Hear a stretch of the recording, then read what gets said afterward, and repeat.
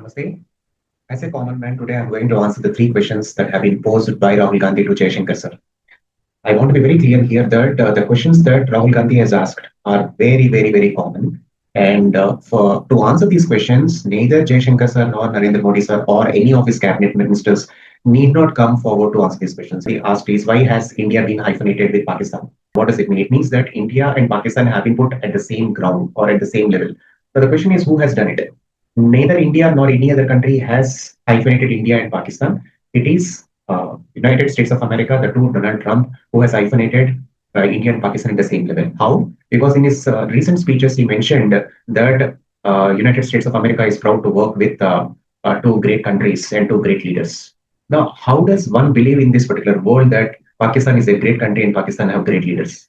The world knows the fact that Pakistan is the only country which is actually run by a military organization. None of the countries will believe that Pakistan is very democratic. Nobody believes it because you pretty well know the influence of ISI on Pakistan's governance. And if somebody is saying that India and Pakistan are great leaders, great countries, yes, India is a great country and India has great leaders. But when it comes to Pakistan, nobody will believe it. But if at all you are believing it, I leave it to your, what is this called as ignorance. So hence, for the first question, nobody will believe it. Now, the common man has a question to you. The question is, why is Gandhi name is hyphenated with Gandhi? I'm not going to go into the details of it because there are a lot of news about Gandhi name and Gandhi name, whether Gandhi and Gandhi are same or not. There are a lot of news that are actually circling around in social media, whether both are same or not, but technically they are not same. This is what majority of the people in India are aware. So, which means that both Gandhi and Gandhi are two different things. Now, now for your second question, the second question that you have asked to Jai Shankar Sir is why world leaders are not coming forward in order to speak against Pakistan on the terror attacks. Who said the world leaders are not with India? The proof is absolutely behind me. So many world leaders have come forward in X. They came out to media also. They shared their solidarity with India.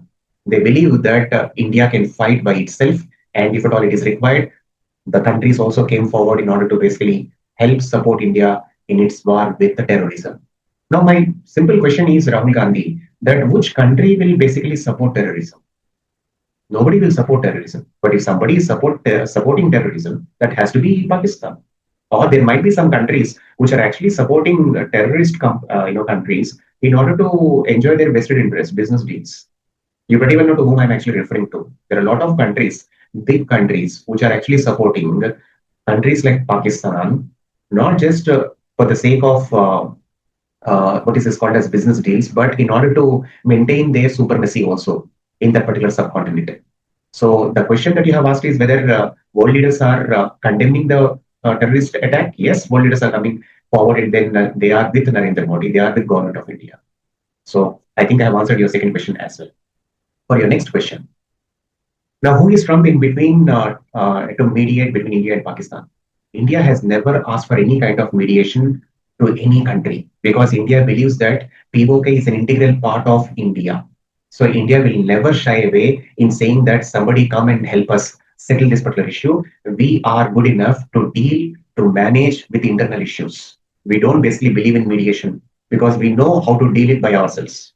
And when Trump has actually come to mediate between India and Pakistan, he has done it in order to basically fulfill his vested desires called as business deals with both the countries. He wants to showcase himself to the entire world that he is a person who not only talks about business deals, but he can also basically maintain peace and order in the world, which is absolutely wrong.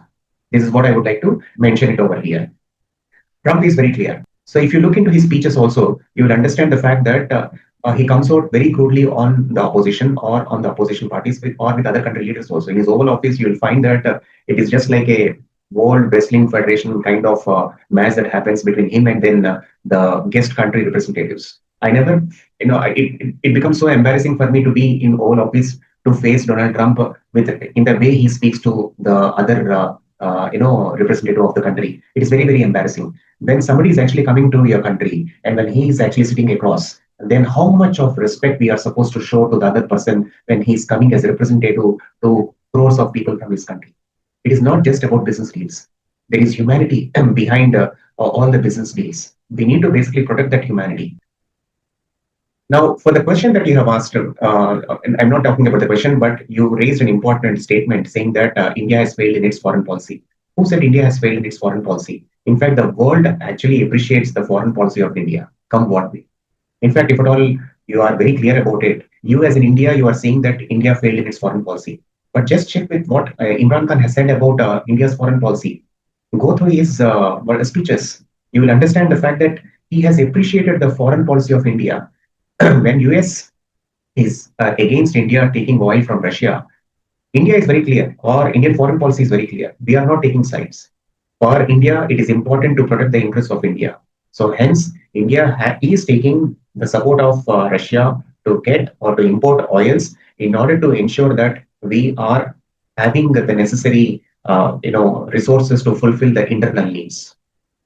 And if somebody is very, very critical about it, it is up to them. Because for us, India is very important. India goes in India's way.